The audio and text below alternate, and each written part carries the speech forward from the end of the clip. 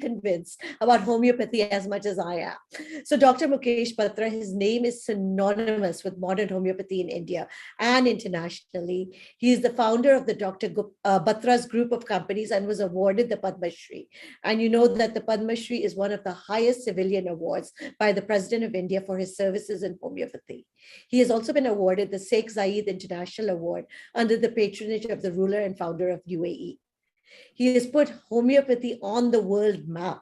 So when people think about homeopathy, they definitely think about him. He has got over 200 clinics. They're in 7 countries and 150 cities with over 1.5 million patients that have been treated over 45 years. And he's written this new book. It's called Homeopathy, Simple Remedies for All Ages. It's really easy to read.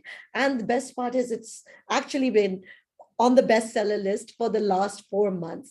It actually gives you very structured solutions according to various phases of your life and deals in depth with the various diseases and what are their homeopathic remedies. Today, we're going to talk about the top 5 issues that face women of all ages. And we're going to delve right in. So Dr. Batra, first of all, a very warm welcome back. Thank you so much, Sukriti. I'm so happy to be here once again. I was here last September. And I remember that so beautifully, talking to all the beautiful women. And what can be better than spending an evening, by the seaside with the breeze blowing in, and sipping my cup of chai while I'm talking about sipping thoughts. So couldn't be better. Thank you for having me, and I look forward to this I think discussion. Last time we got so many answers, but I think we still delve into that one basic question, and that keeps plaguing everybody. They keep asking, does homeopathy really work, and why does it take so long? So let me divide that into 2 parts. So the first part is, does it really work? So let me say that if it didn't, I wouldn't be here. I mean, I wouldn't be really talking to you, and I wouldn't have existed as a practitioner for nearly 50 years. To answer that question also, let me say that homeopathy is the 2nd largest system of medicine in the world, according to World Health Organization, and it's the youngest. So it's actually grown more than 25% versus pharma, which is growing 10% every year over the last 5 years. More than 500 million people take homeopathic medicines across the world. And more than 100 million people have tried homeopathy and actually depend on it in India. India has the largest number of doctors in the world, homeopathic doctors in the world, almost 300,000. And 15,000 new doctors pass out every year. So, you cover this. I'm going to stop you because you cover this in your book. How do we choose that homeopathy doctor? Because you've also said that is also an art in choosing the right doctor of homeopathy. Well, that's actually for anything. They say, the science of medicine is the art of healing. So, which is really true, because the science of medicine is truly the art of healing, because something is clinical medicine. But beyond that, there's a lot of intuition, there's a lot of experience that counts as well. So when you go to choose a homeopath, like I said, there are over 150 now university attached, colleges, which are 5.5-year medical courses in India. So if you have a doctor who's qualified from there, normally that's the doctor safe to go, because the doctor is basically trained in anatomy, physiology, surgery, gynec, medicine, but only the therapeutics that he's using are homeopathic medicines instead of antibiotics. So, with that kind of experience that one has, I think all doctors in India today, homeopathic doctors who are educated, qualified, are all fundamentally good enough to go to. So as long as you look at for that degree or the post-graduation, and then there is a 3-year post-graduation course in MD.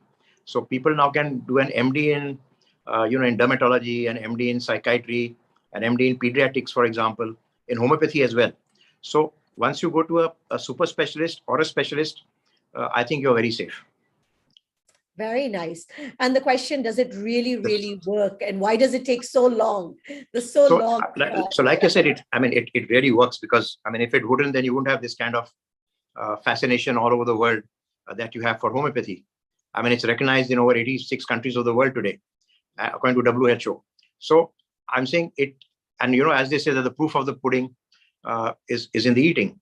I'm saying there are so many people who experienced the joy of homeopathy and who benefited from it.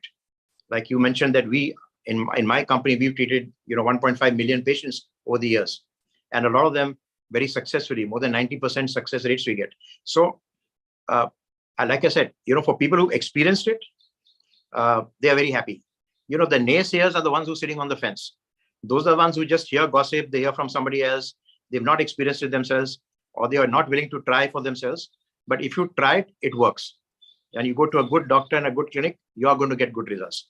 So, and what is most important about homeopathy is that it is safe. Because it is used in minute doses, it's actually very safe, and therefore it has no side effects. So when you're taking it correctly under medical supervision, you are not getting toxicity like what you get. And today, all over the world today, one of the biggest challenges is what is called iatrogenic disorders. So these are diseases which come from the way people take drugs. When I'm saying drugs, I don't mean those those drugs, but I'm talking about medical medicines which are chemical. And because they take that, they get side effects. And more people die of that than of highway accidents in the world. Can you imagine? I mean, do you know that in America alone, every day 300 people die of a drug-induced disorder? Oh, wow. Now that's equivalent to a plane crash. Now imagine if a plane crashed, wouldn't it make a lot of noise? But today people are not making noise. They don't realize it. But a lot of people do realize it. And therefore they are now moving for safe alternatives. And homeopathy is one of them. And similarly, the second part also is that homeopathy is also holistic. I think people are now fed up of going to 10 doctors for different ailments. They now seem to realize that ailments are connected. They are interconnected. One part of the body is connected with the other. And a lot of it has an emotional connect. So homeopathy, because it's mind-body medicine, because when you go to a homeopathic doctor, he will ask you 500 questions, which you may think are actually bonkers, but they are very, very relevant, and they actually help the person to get to the right, personality, which I spoke about last year.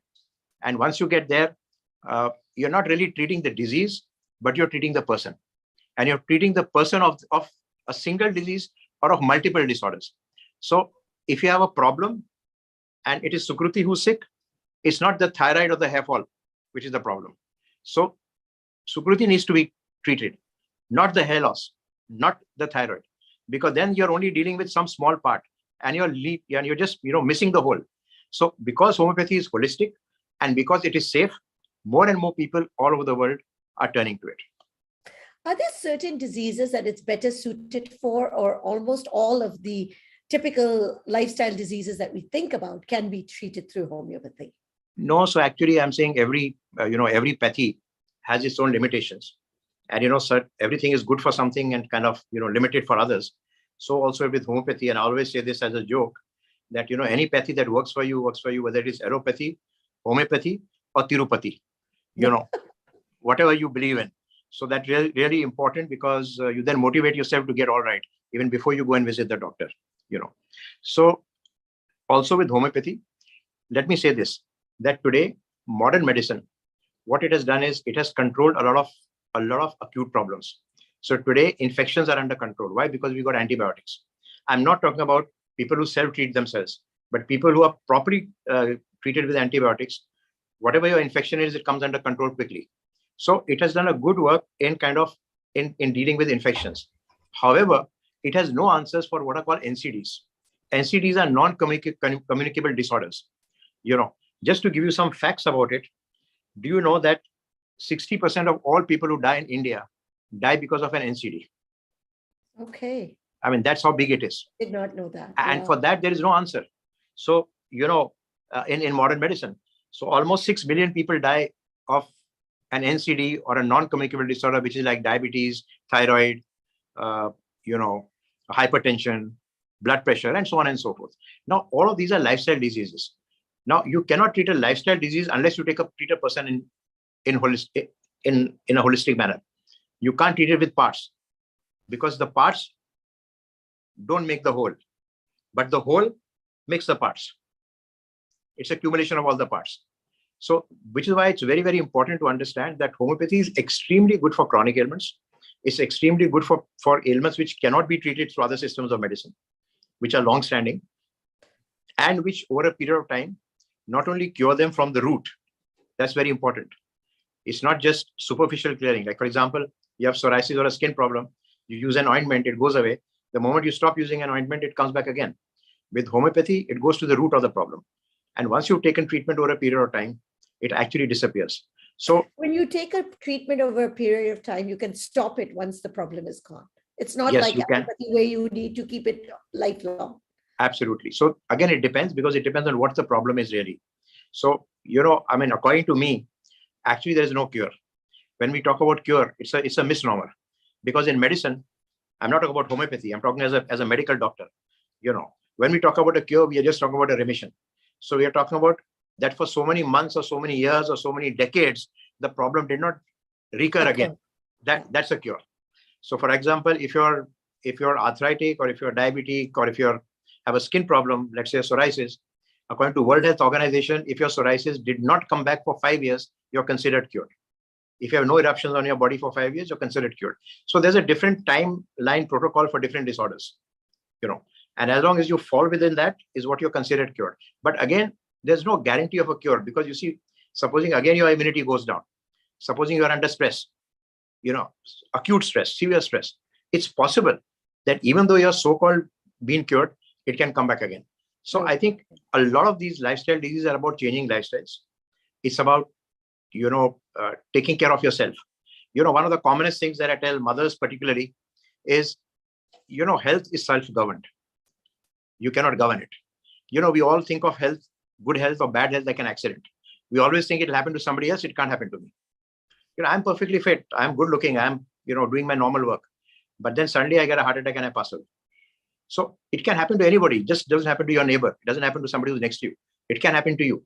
A lot of time mothers come to me and they say, for example, tell my child not to have ice cream, not to have lollipop. Now, why should I tell? I'm saying you're the parent. You're supposed to parent your child, and you're supposed to do that, So I can say it, okay? But ultimately, you have to govern your own health. No doctor can govern it for you. I mean, I always say that you can be the best doctor in the world and you can give the best prescription. But the moment the patient leaves your clinic and then Googles 5 other options and throws your prescription out of the window, I mean, you're not a great doctor, because nobody's following your advice. I mean, you have the best advice on the planet, but nobody's following it. So it's very important, therefore, also to engage with patients. It's very important also to motivate patients. It's very important to impress upon them what is the right kind of treatment, and that they need to follow up that course of treatment till they get well. Oh, so true. So well said.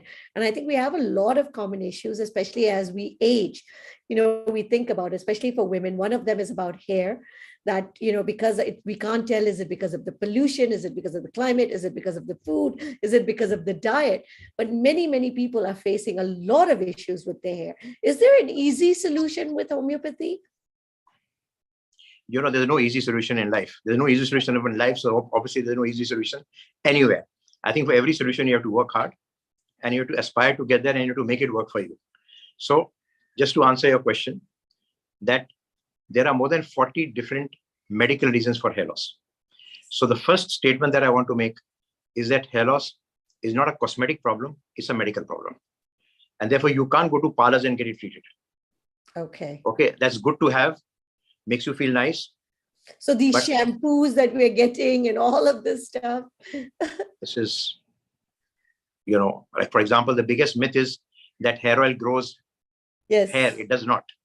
Okay. Hair oil is at best just a conditioner. And hair oil is a great bonding. I'm saying, if you look at the olden times, the mother and daughter used to sit together and the mother would oil the hair. And that's the time when all the secrets of relationships would come out, with the daughter. Oh, I had a boyfriend, I had a fight with him, I'm not feeling so good.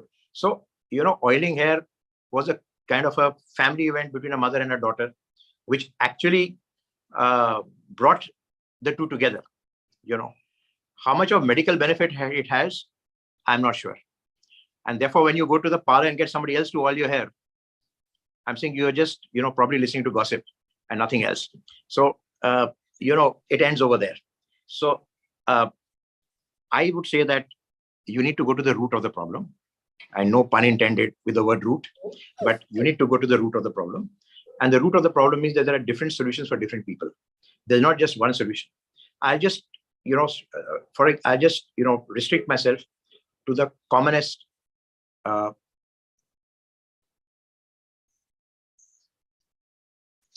Sorry, I'm not getting some calls. I just have to ignore it. So the commonest.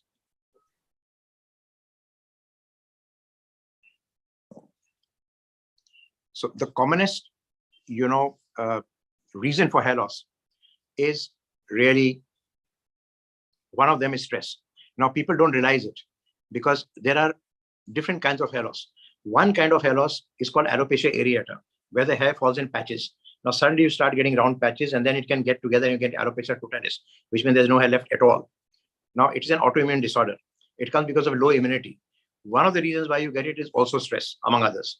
So it's very important that you should lead a stress-free life if you really want to keep your hair on your head. That's one. Number two, anyway, I always think that, age is just a figure. It's just a number. Okay, it's not a figure, it's a number. Okay, it really doesn't matter how you look. It's what you think in your mind. I'm saying if I'm 71 going on 72 now, and I just think I'm 55 and behave like one, I mean, I'm okay to go. Okay. So I think that, that's one thing one should always keep in mind, that age is what you think yourself to be and not what others think you to be. And it's all in the mind. So coming back to hair, one of them, like I said, is stress. The other is environmental. So because of the environment, pollution, the changes, the traveling that we are doing, the salinity of the water that we have, the amount of chemicals that are used in water today to desalinate them. If you're going to a swimming pool with a lot of chlorine in the water, again, you could lose hair. So there are multiple extraneous factors for hair loss. But let me come to the fundamental ones in cases of women. So in the cases of women, there are only three medical reasons. The first one is anemia. We don't seem to realize that 60%, we did a research a few years ago, and we found that 60% of all women in the larger metros of India suffer from anemia. So it's very important that you check your ferritin level, your iron level in your blood, because that's the iron absorption level. It's how easily can you absorb iron. You'll be taking it, but you're not absorbing it into your system. So when you have, and a lot of women also have nutritional deficiencies. So they have less of magnesium, less of zinc. And why? Because a lot of them are either doing religious fasting or they are doing cosmetic fasting. So they're doing some kind of a weird diet, which actually really is not good for them and certainly not good for the hair. So they're deprived of minerals, which they're not substituting. And that's where the hair starts losing. Now, starts getting lost. Now, this is very easy because you replace it. It's like a replacement theory. So can you just take a vitamin or? Yeah, either that or naturally. I'm saying you also get natural food and natural nutraceuticals, and you have it in food as well. So you take the right kind of food, the right kind of diet, and you stop doing those kind of mad diets that you sometimes you normally do, which will deprive you of nutrition. You're okay to go. So that is a 3-month period. Within 3 months, then this kind of hair comes back. This is medically called CTE. It's like, I don't want to, it's like a chronic effusium. But just find out if your anemia levels and if so that's the first thing to do. First thing to check. The second one for women is thyroid. And we are surprised to find a lot of men also have thyroid problem. It's not just a woman's problem. So check your thyroid level. Do your blood test to check that. The third and very important one is also hormonal. So very often women who lose hair are suffering from PCOD. Yes. So they have polycystic ovarian disorder. It's becoming very common these days. Young girls will come to us, they're losing hair, and then you find they have little acne on their face, and they have a very little bit of hair on the chin, And then when you ask them a question, then they say, yes, my periods are irregular. And then you send them for a sonography, and you find that they have ovarian cyst.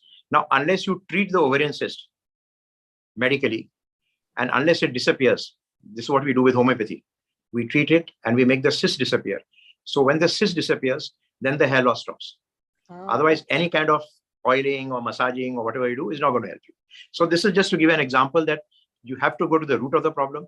You have to analyze what is the real cause, and you have to correct it if you really, really want to really put your hair on your head and kind of keep it there. No, and what you're telling us is that we could, if we took care of our hair, that even with age, we could have a full mane. Absolutely. And I'm saying, there's a lot of research which talks about genetics, which is very, very important. And what they say really is that male pattern baldness, particularly in men, it comes from the mother side. So, mama ke taraf se if your mama is bald, then you're likely to be bald. Unfortunately.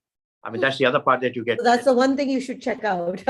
Before you get married, yes, if possible. If you, for your kids, yes. So it comes from the maternal side. And otherwise, really, in spite of having a strong genetic factor, you can actually still keep your hair on your head as long as you take care of it.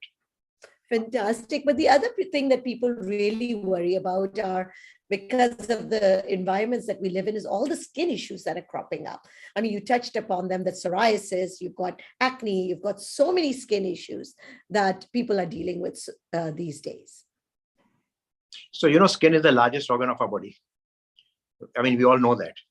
But you also know that not only in the largest organ of the body, but it's also the most exposed. So I'm not talking about, bikini wearing, women who go to the beach, but all of us, our face is exposed, our arms are exposed, our hands are exposed most of the time. So because of this, we are more exposed to environmental factors, as compared to any other part of the body. So when it is too hot, when you perspire a lot with too much of humidity, particularly, accumulating perspiration in the folds of the skin, you'll find in the nape of the neck, in your elbows, with women underneath the breasts, with men and women in the groins. These are common areas where fungal infections develop. Why? Because you sweat. So obviously you should keep your part dry very often. Very, very important that you frequently go to the toilet and dry yourself in these areas. Use a tissue, keep it dry, and then throw the tissue away. You will find that there's very less chance of getting fungal infection, which is today one of the commonest skin infections that we get. The other one that we get, as I mentioned, is psoriasis and vitiligo. Vitiligo is commonly known as leukoderma, which are white patches on the skin. And it also has a social kind of impact, what we call HRQL, which is the human relation quality of human life, HRQL, which is very important because we want to make sure that a person who's suffering from this problem also does not have emotional and social problems. Yes. So you find that people who have white patches, for example, somebody will not sit with them and eat on the same table. Yeah. Someone will not eat in the same thal. Somebody will not shake hands with the person who's got psoriasis. Lots of front desk jobs are lost in people who suffer from these problems. So it creates a very, very big social and psychological impact. So when we are treating such patients, not only are we treating them and curing them of their skin problem, but we are actually making them more confident and self-assured. And we are making them have a good quality of life. So that's very, very important. So it's not just skin, but it's also the correlation of skin with everything else in the human body. With the way you carry yourself, with the interactions you have with people, with society, all of that becomes very important. So yes, so skin is a mirror of good health as well. That's also we should remember. So when you have a dry skin, you could be having thyroid problem, for example. So by looking at the skin, a good doctor can actually tell you what is wrong, even without doing a blood test. Because the skin is a mirror of your health. So there's something, if your skin is not right, it's not just superficial. As we say, it's not skin deep, it's very deep. Then there's something which is internally wrong with you. Because your liver is not functioning properly, that's why you're getting those black spots. Okay. It has nothing just to do with just simple pigmentation. So I'm just giving you some examples. Skin is a very, very complicated area. There are so many problems. I think there are more than basic 6,000, 3,000 and plus diseases, basic diseases of the skin. And when you talk about complex things of, different disorders, there are rare disorders. There are so many of them. So skin is really a signal. I mean, let's not forget that skin is not just skin, but it's an alert signal, your body telling you that something is wrong. Please take care. And therefore, if something is wrong with your skin, don't self-treat. Please go to a doctor, go to a qualified homeopath, go to a specialist, go to somebody who can actually understand the problem and diagnose it correctly. Because there may be some more serious underlying problem in your body, which your body is trying to tell you and which you're ignoring. And what about obesity? I mean, because the sitting has become the new with COVID and everybody working from home, everybody's seeing their waistlines are increasing. I mean, we know we have to watch our diet, we have to exercise, but can homeopathy really help with this? Can you spell waste first? W-A-S-T-E or W-A-I-S-T? Which of the waste are you talking about? There's we are wasting so much of a life, which is why, we are too comfortable. But seriously, coming back to it, I jokingly say that, people ask me whether there's a good treatment for obesity. And I say, yes, there is. And I say, just nod your head from side to side. That's a good exercise for obesity. Just say no when food comes in front of you. Yeah. And the second one that I always tell people is that, we have these lovely homeopathic pills. You want to lose weight, very, very good cure, I'm telling you. It's a secret. Okay, and I'm sharing it with all your viewers today. You put all these pills down on the ground and you bend down and pick up each one of them and put them back into the bottle. Okay, you're guaranteed to lose weight. Okay, there can't be anything better, any other better homeopathic cure than this. And finding those tiny pills is a hard job. Yeah, to bring them back, putting them up and putting them all back again, hundreds of them, is going to make you lose weight. So basically, obesity is a very simple, I would say it's a mathematical equation. Okay, it's calories in and calories out. So it's really what are you putting in your plate and what are you burning out. It's as simple as that. So as long as you're burning more than what you're putting, you're going to lose weight. And that's the easiest way. Now, you could do this artificially as well. You can do it with some chemical medicine. You can also do it with some homeopathic medicine, which kind of increases your metabolism. So we do have homeopathic medicines which make you increase your metabolism. So even while you're sitting, your body metabolic rate is getting faster. So you're actually burning energy and fat even when you're sitting. Is it recommended? No. Okay. Because yes, it is safer than any other chemical medicine. But the best way to do it is to do your 10,000 steps a day. See what is on your plate. I always say this. I mean, if you're a vegetarian, have a vegan diet, you're bound to lose weight. If you don't, at least you make sure that you try to have this mixture of alkaline and acidic food. So the ratio should be 2 to 1. You should have twice should be alkaline and 1 should be acidic. Now, acidic is meat, acidic is dal, acidic is protein, and alkaline is vegetables, fruits, all of that. So if your plate has got that ratio, you're not going to put on weight, for sure. So if you follow the basic things of making sure that you have a regulated diet and making sure that you do just a little bit of half an hour of walking every day, maybe a little brisk walking. And, like, as you said, that sitting is the new smoking. So because we're all sitting on our desks and computer screens, but if you can actually get up after half an hour and just take a walk and come and sit down again. So movement is important. You want to make sure that you're moving. I mean, if you can take the stairs instead of waiting for the lift. If you can walk to your car, park your car at a little distance. Let your driver not bring the car right to the porch. Walk to the car. All these small things will actually help you to lose weight. Now, what about issues such as anxiety and stuff, depression? And I forgot to mention again, of course, again, I'm saying that about obesity again. I'm saying again, you have to go to the root of the problem. Yeah. Because sometimes, again, obesity is because of a thyroid problem. So people who have hypothyroidism can't lose weight. So unless you treat the thyroid, you won't be able to lose weight. A lot of obesity also has to do with emotional eating disorders. So lots of people eat to satisfy not their hunger, but their emotion. So it's like, retail therapy. I mean, you go to a shop and you buy things because you feel good with it. So same way I'm saying you have food, which is an emotional substitute for emotion, for a negative emotion. It kind of satisfies you. You think I'm doing well. So sometimes even with obesity, and we are just sharing this with you that we tied up with a large and obesity bariatric clinic in Bombay. And one of the reasons that we used to treat them with homeopathy was because post-bariatric surgery, they would get anxious and they would get depressed, because they would put on weight again. So we treated them through homeopathy. So a lot of it also has to do with mental conditioning. So obesity is also mental conditioning. So unless you condition your mind and you're emotionally stable, you may not be able to lose weight. But this is something, I mean, that's what was my next question about all these mental issues, because that is also a growing concern that's cropping up. Depression, anxiety, a lot of people are feeling that these days. And the homeopathic, are there solutions there for that also? Well, you'll have to wait for my next book, because my next book coming out next year, which I've already written, is about mental diseases and anxiety, and how to treat it through homeopathy. But coming back to answering your question, did you know that there are 56 million Indians who suffer from depression? No, the number is huge. And there are 38 million people who suffer from anxiety. So India is actually the mental illness capital of the world, even today. And we did a research during COVID. We found that during COVID, the number of patients who suffer from anxiety increased by almost 25%. Wow. Yeah. Because it was the fear of the unknown. you didn't know what's going to happen. You saw people around you dying. You didn't know what to treat. You don't know what treatment are you getting. You don't know what is the prognosis, whether you'll come out alive or not, whether you should meet people, not meet people, what's going to happen. So that's the,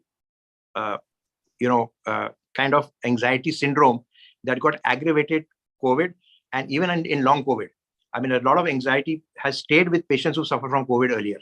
So it's a very, relevant problem today in India. Our social conditioning is very, very different now from what it used to be. Today, even though now there are no Saas and Bahu, Saas Bhi Kabhi Bahu Thi kind of serials on television any longer, because we now moved to Netflix.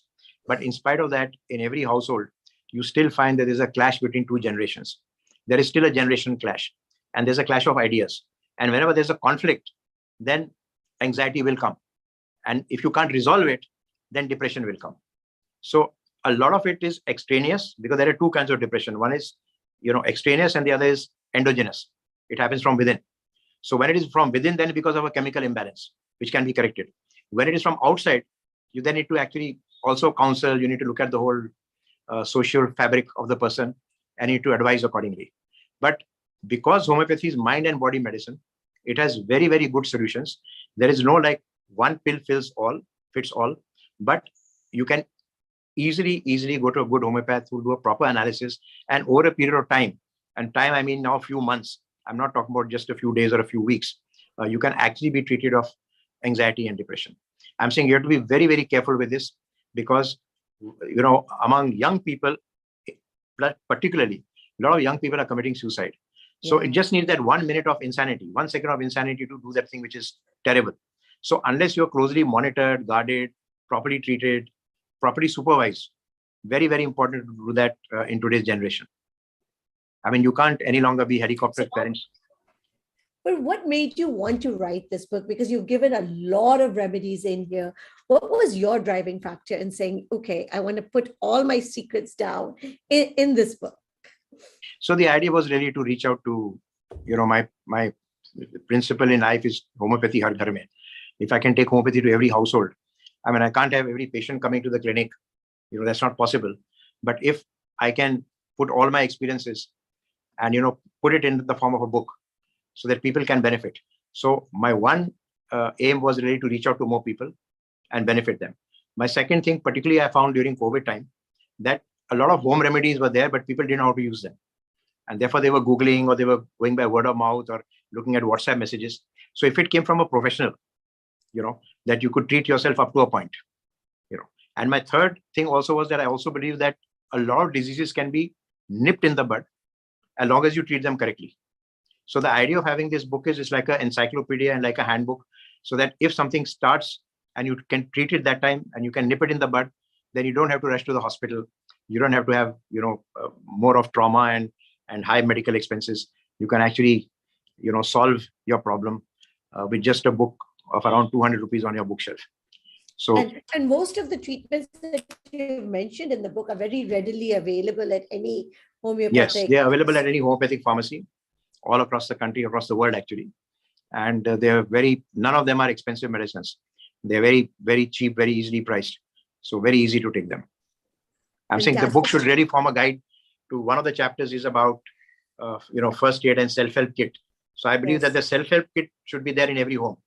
I don't think it'll cost you more than 200 rupees to actually buy that self-help kit. But if you keep it in every home and you can actually use it and know how to use it, not just keep it in your first aid kit, but know how to use it, I think you will save a lot of angst for yourself and for your family. And any last thoughts that you'd like to leave the audience with? Well, and in poetry format. Okay, eat well. Make it challenging. So no, I'll do it in a sing-song form for you. Okay, but yes. So what I'm saying, yes, eat well, sleep well, move well. All the wells will keep you well. So, and think well. So if you eat well, sleep well, move well, think well, you will remain well. So I think that's kind of a poetry form that I can think of. But to put it in Hemant Das' 2 lines of his song,